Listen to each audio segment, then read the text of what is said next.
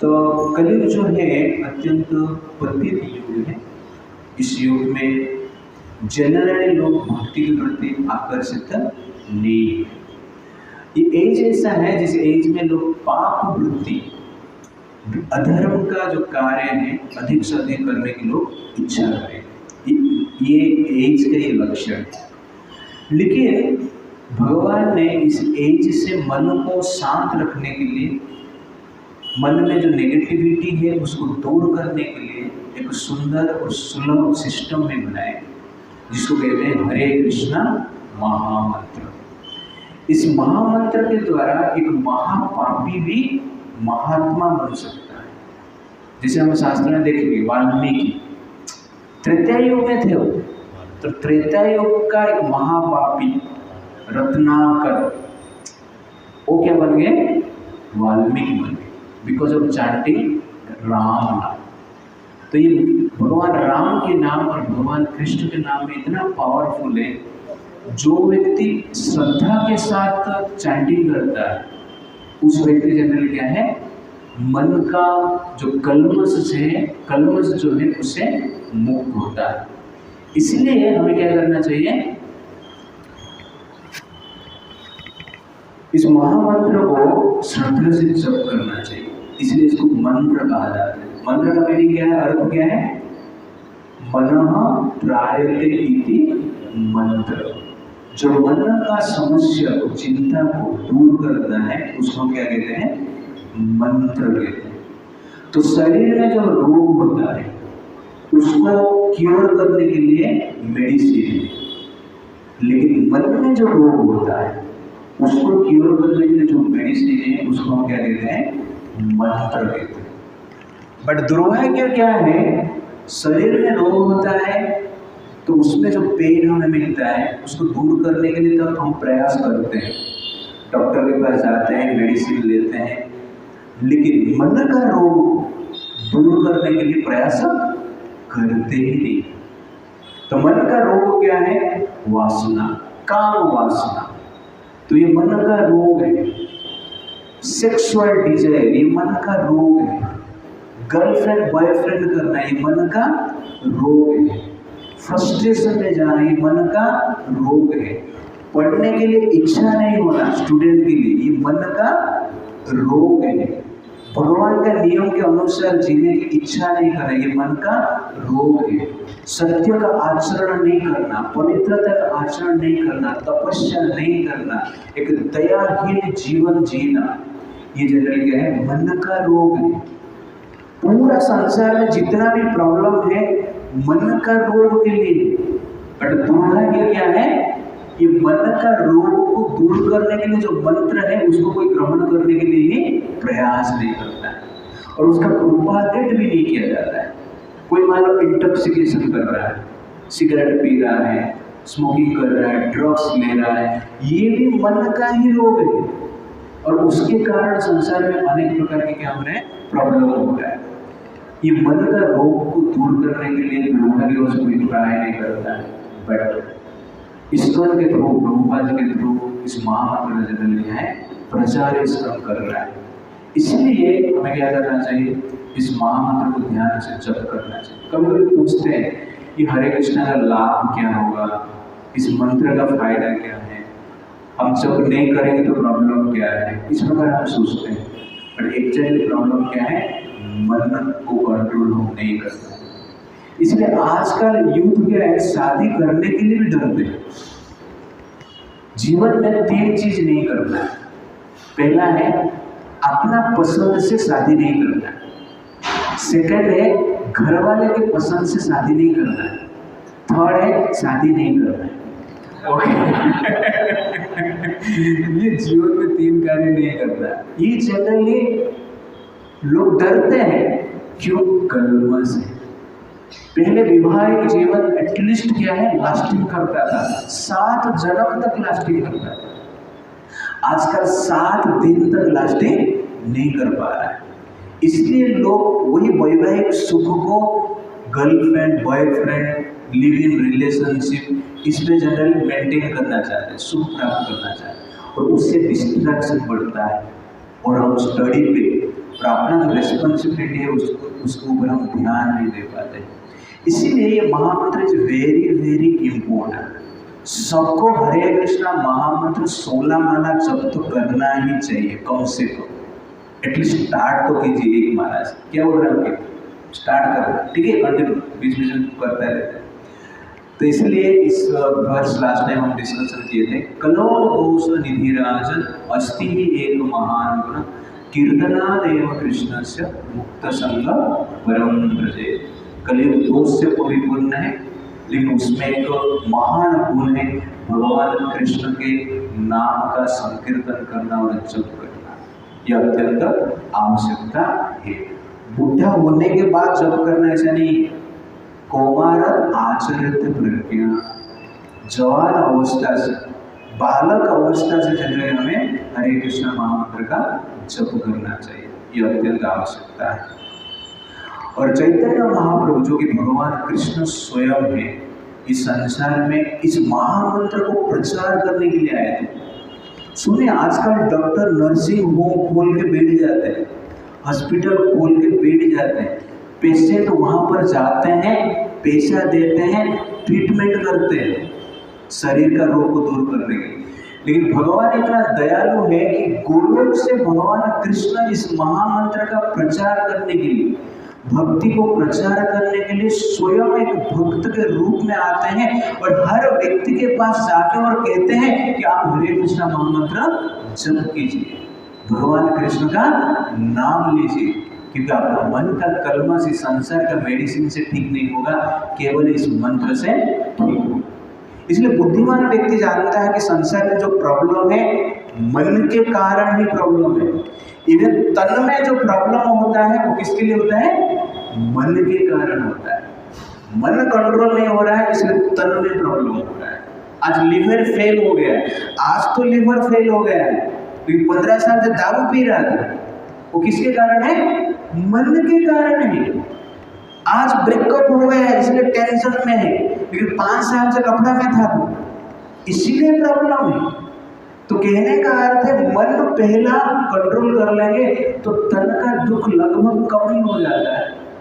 इसीलिए भगवान इस महामंत्र को प्रचार करने के लिए आए थे। और इस महामंत्र को जप करने से 6 फायदा होता है, जो कि लास्ट टाइम मैंने आपको बताया था। ये वर्ष पढ़ेंगे, उसके बाद हम नेक्स्ट वर्ष जाएंगे। चेतो दर्पण मार्जनम भव महादावाग्निर्वापणम श्रेयः कैरव चंद्रिका वितरणम विद्यावधू जीवनम आनंदं बुद्धिवर्धनम प्रतिपदं पूर्णामृत स्वादनम सर्वात्मस्नपदम परम विजयते श्री कृष्ण संकीर्तनम। तो ये 6 प्रॉफिट होता है ये जब हम करते हैं, कीर्तन जब करते हैं।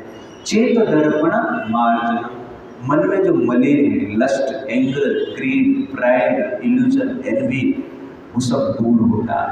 महादावाग्नि निर्वापन, इस संसार में अनेक विपत्ति है, उसके साथ साथ जन्म, मृत्यु, जरा, व्याधि, ये विपत्ति है, इससे हम बचते हैं। श्रेयः कैरव चंद्रिका वितरण, ये मन को एक शीतलता प्रदान करता है, शांति प्रदान करता है। विद्या वधू जीवनम, इस महामंत्र समस्त शास्त्र का सार है। जिस प्रकार दूध से घी निकलता है, घी दूध का सार है, वैसे समस्त वैदिक शास्त्र का जो सार है ये महामंत्र है। इसे हम ग्रहण करते हैं तो समस्त वैदिक शास्त्र का जो ज्ञान का फल प्राप्त होता है। विद्यावधू जीवनम आनंदम बुद्धिवर्धनम, प्रति स्टेप एक प्रकार की दिव्य आनंद का अनुभव करते हैं। प्रतिपदम पूर्णामृत स्वादनम, और अंत में हम भगवान कृष्ण के पास जाते हैं, एक अमृतमय जीवन जीते हैं। सर्वात्मा स्नपनम परम विजयते श्री कृष्ण संकीर्तन, इसलिए श्री कृष्ण संकीर्तन जो है उसका जय हो। इस प्रकार 6 बेनिफिट चैतन्य महाप्रभु बताते हैं। आप लोग सोचते रहिए इस महामंत्र में इतना पावर आया कहाँ से? भगवान आपका उनका नाम में इतना पावर, भगवान का नाम में इतना पावर किस आ गया? तो इसका कारण वर्ष नंबर 2, नाम नामकारी बहुधा निज सर्वशक्ति तत्र अर्पिता नियमिता स्मरणेन कालः एतादृशी तव कृपा भगवान् ममापि दुर्दैवमीदृशमिह जानिनानुरागः।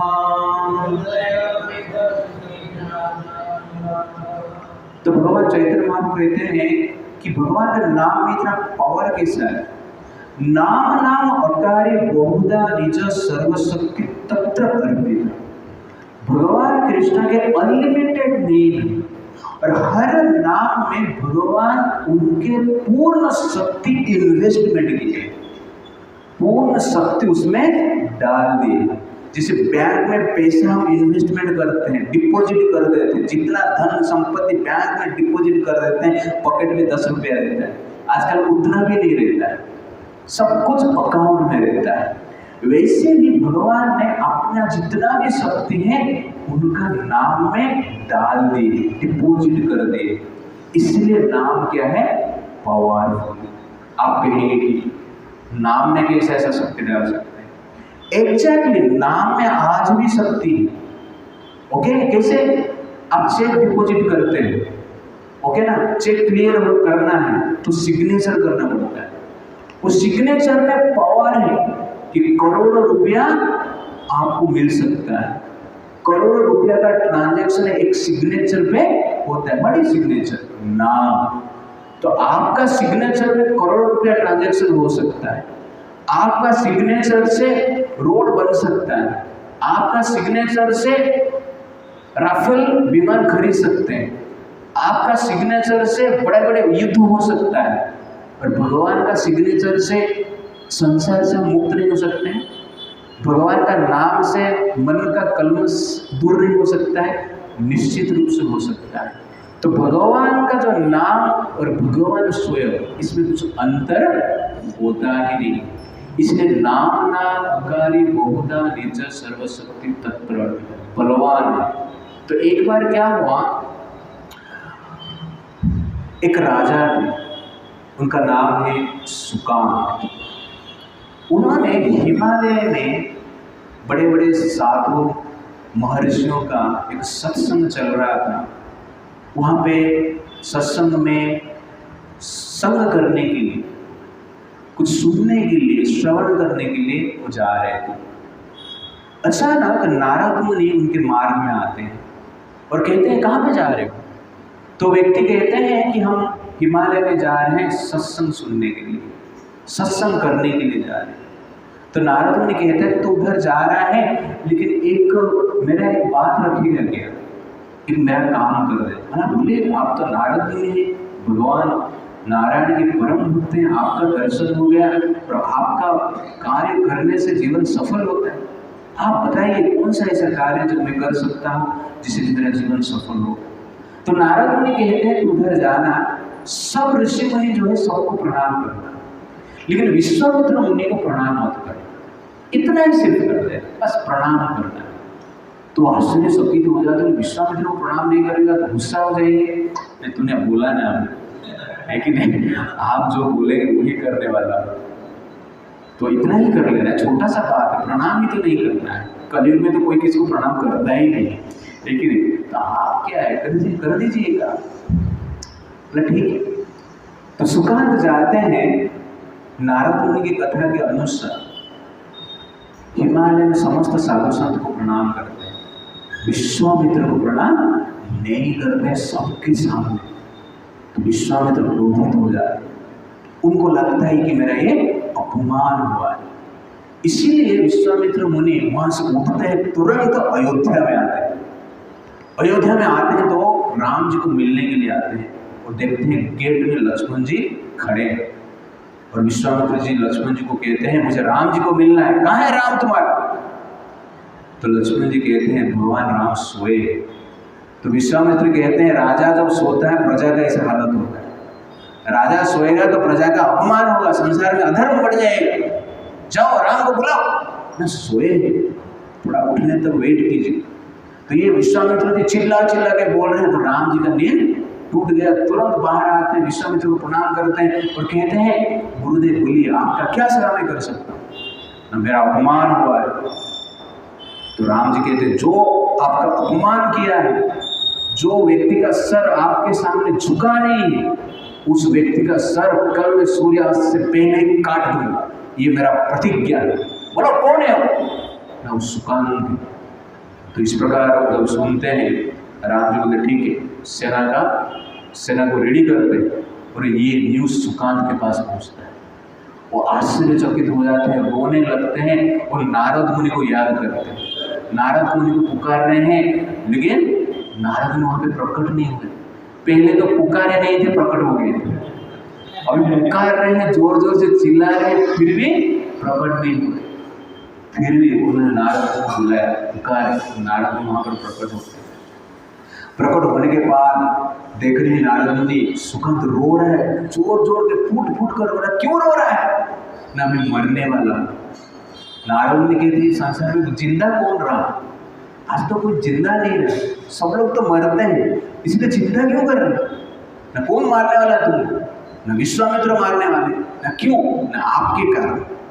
आपने कहा कि अपमान करो, प्रणाम मत करो, मैंने नहीं किया इसलिए मुझे मारने वाला है।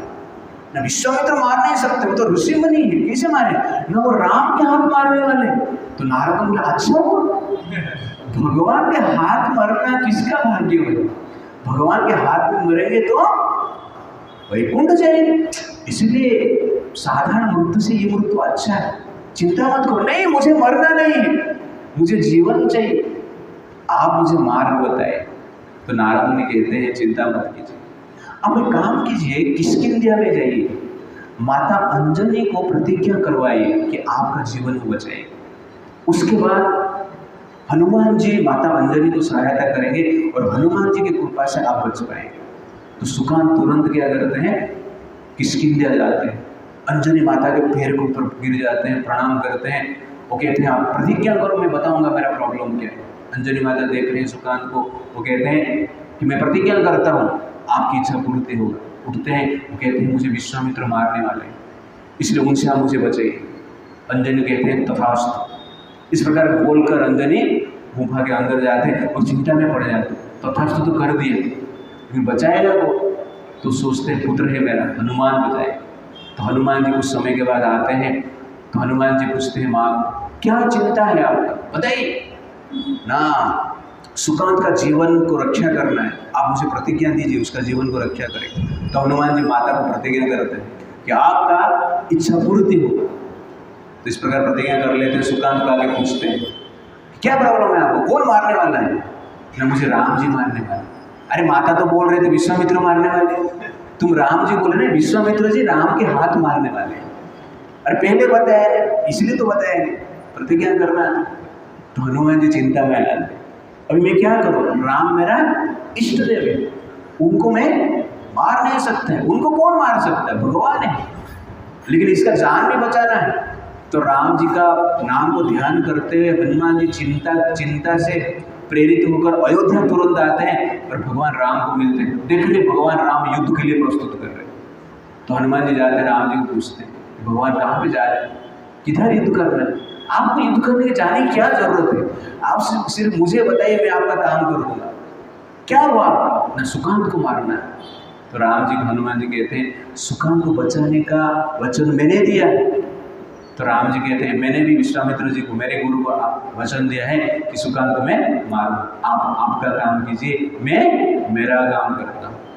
तो हनुमान जी चिंता में पड़ जाते हैं, क्या करें। तो तुरंत हनुमान जी सुकांत के पास जाते हैं और कहते हैं कि काम करो। तो राम का नाम जप कर। सुकांत जोर जोर से रोता है, राम उसे मारने वाला है, जप करेगा तो क्या होगा, नहीं मैं जो बोल रहा हूँ वही कर। तो राम का नाम तुम जप करेगा। तो राम का नाम जप करना स्टार्ट करता है और भय से रोता है। और हनुमान जी राम का नाम भी जप करते हैं लेकिन भाव से रोते हैं। तो हनुमान जी भाव से रो रहे हैं और सुकांत भय से रो रहा है। तो इस प्रकार वहां पे कीर्तन शुरू हो जाता है, श्री राम जय जय राम, श्री राम जय जय राम, श्री राम जय जय राम। इस प्रकार कीर्तन शुरू हो गया, एक डर के जप कर रहा है और एक भाव से जप कर रहा है। भगवान राम वहां पर अपना सैनिक लेके लक्ष्मण के साथ पहुंच जाते हैं। वो देख रहे हनुमान सामने, और हनुमान जी भगवान राम का नाम ले रहे हैं, और भगवान राम को सुकांत देखकर डर गया, राम का नाम जप करना ही भूल गए, जोर जोर से रोने लगा। हनुमान राम का नाम जप करते हैं, अभी नहीं होगा। तो हनुमान जी देख रहे हैं क्या करेंगे, पूंछ में सुकांत को बांध लेते हैं, अपना पीछे रख लेते हैं, तो इधर ही देख मैं देखता हूँ। और तुरंत क्या करते हैं, वहां पर केवल भगवान का नाम को जप करते हैं। आंख से आंसू निकल रहा है, और राम जी वहां पर धनुष बाण लेके खड़े हैं मारने के लिए। हनुमान जी सुकांत को छुपा के पूंछ में रखेंगे। अब राम जी बिना हनुमान को मार के सुकांत को बचा नहीं सकते, फिर भी गुरु का आदेश भी पालन करना पड़ेगा। विश्वामित्र जो उधर ही खड़े हैं, राम जी को देख रहे हैं, तो राम जी तुरंत एक धनुष बाण छोड़े। धनुष बाण जब हनुमान जी के पास पहुंचता है, धनुष बाण गायब हो जाता है, हनुमान जी को लगता नहीं। तो राम जी को तब पता चला कि मेरा नाम के सामने मेरा बाण कुछ काम का ही नहीं। तो आश्चर्य हो जाते हैं। लक्ष्मण जी बोलते हैं, अभी मैं क्या करूं? लक्ष्मण जी सोचते हैं, राम का बाण तो काम नहीं किया, मैं अभी तीर चलाता हूं। तो लक्ष्मण जी तीर चलाते हैं, तो लक्ष्मण जी का बाण जाके हनुमान जी के छाती में लगता है और ब्लड निकलने लगता है। तो राम जी मूर्छित हो जाते हैं। बाण लगा हनुमान जी को, और मूर्छित कौन हुआ? राम जी। तो हनुमान जी देख रहे राम मूर्छित हुए, तो उनको आश्चर्य लग रहा है हनुमान जी कुछ बाण छोड़, लेकिन देख रहे हैं हनुमान हाथ में कुछ है ही नहीं, वो मुर्दन करता है लेकिन कीर्तन कर रहा है, लेकिन राम जी हमें मूर्छित हो गए। तो आश्चर्यचकित हो गया, तुरंत जाकर हनुमान जी को छाती को देखा तो बाण तो लगा है, लेकिन छाती के भीतर राम देख रहे हैं और राम को बाण लगा है। राम जी इसलिए मूर्छित हो गए। उस समय के पश्चात हनुमान जी तो नाम लेकर रो रहे हैं, लक्ष्मण जी भी रोने लगे। उस समय के पश्चात राम जी उठते हैं, उठकर हनुमान जी के पास लेके जाते हैं, उनका छाती को देखते हैं, ब्लड निकल रहा है, और छाती का ब्लड को पूछते हैं, और आंख बंद कर छाती का ब्लड को पूछते हैं, सर के ऊपर हाथ रखते हैं। इस प्रकार प्रेम का आदान प्रदान करते हैं। तो हनुमान जी देख रहे हैं यहाँ पर थोड़ा चांस ले सकते हैं। जो सर के ऊपर हाथ रखने के लिए राम जी लेके आते हैं, तुरंत ही सुकांत को आगे लेके खड़ा कर देते हैं, और राम जी का हाथ सुकांत के सर के ऊपर आ जाता है। बाद में हनुमान जी बोलते, भगवान आपका हाथ अभी सुकांत के सर के ऊपर, आपने आशीर्वाद दिया है, तो राम आपका हाथ अब सुकांत के सर के ऊपर है, इसलिए सुकांत का जीवन आपके हाथ में है और सुकांत का मृत्यु भी आपके हाथ में है। अभी आपको इनको बचाना है। तो राम जी आश्चर्यचकित हो जाते हैं, अभी क्या करूं, इस प्रकार सोचते हैं। तो बाजू में विश्वामित्र जी खड़े थे। हनुमान जी बोलते हैं, सुकांत को अभी जाके तो प्रणाम कर ले, बाद में पहले प्रणाम तो नहीं किया था, अभी एटलीस्ट प्रणाम कर ले। तो सुकांत तुरंत जाता है और विश्वामित्र जी को दंडवत प्रणाम करते हैं, क्षमा प्रार्थना करते हैं। विश्वामित्र जी हंसते हैं और कहते हैं कि साधु का काम क्या है, किसको मारना नहीं है, साधु का काम सबको मोड़ना है, चेंज करना है, साधु का स्वभाव है। इसलिए आप चिंता मत करो, आप हमें क्षमा करो। लेकिन मुझे मेरा एक प्रश्न है कि आपको ये प्रणाम नहीं करने का कुबुद्धि कौन सा कुसंग में मिला है? तो सुकांत बोलते हैं, ये कुसंग में नहीं मिला है, ये कुबुद्धि मुझे सत्संग में मिला है। ना किसका सत्संग में? नारद मुनि का सत्संग में। तो वहां पर नारद मुनि पहुंच गए रहते हैं। राम जी नारद मुनि को बुलाते हैं और पूछते हैं कि आपने इस प्रकार की कुबुद्धि उसको क्यों दी? ना मैं क्या करूं भगवान, मैं किधर भी जाता हूं तो लोग मुझे पूछते हैं कि राम बड़े हैं या राम का नाम बड़े हैं। सबको मैं कितना एक्सप्लेन करूं, इसलिए मैंने सोचा कुछ तो ऐसा इंसिडेंट क्रिएट करता हूं जिससे पूरा दुनिया को पता चल जाए कि राम से बड़ा राम का नाम है। इसलिए मैं कार्य किया। आज प्रमाणित हो गया कि राम का नाम जहां पर रहता है वहां पर राम भी उस व्यक्ति को मार नहीं सकते हैं, इसलिए राम से बड़ा राम का नाम है। तो this is actually power of Holi day. नाम नाम अकारी बहुधा निज सर्वशक्ति तत्र अर्पिता, समस्त शक्ति भगवान राम उनके नाम पे रखे। इसलिए उसको जब हम सिस्टमेटिकली चैंटिंग करते हैं, ध्यान से करते हैं, तब उसका प्रभाव आता है। जिस प्रकार दूध में हर प्रकार की विटामिन है ना, आप देखेंगे आयरन है तो आपको सिंग खाना पड़ेगा, सिंग मतलब ड्रम स्टिक खाना पड़ेगा। प्रोटीन के लिए उसके लिए कुछ दाल लेना पड़ेगा। तो कहाँ पर प्रोटीन है, कहाँ पर आयरन है, कहाँ पर लिपिड है, कहाँ पर विटामिन है, ये सब आहार एक साथ लेंगे तो हर प्रकार के विटामिन आपको मिलेगा। लेकिन दूध में क्या है, हर प्रकार के विटामिन है, आयरन भी है, प्रोटीन भी है, कैल्शियम भी है, हर प्रकार के विटामिन है। दूध पिएंगे तो सब कुछ मिल जाएगा। तो ठीक उसी प्रकार भगवान के नाम में भगवान ने हर प्रकार की शक्ति रखे हैं, और इस शक्ति के प्रभाव से हम क्या कर सकते हैं, मन को शांत कर सकते हैं, शुद्ध कर सकते हैं।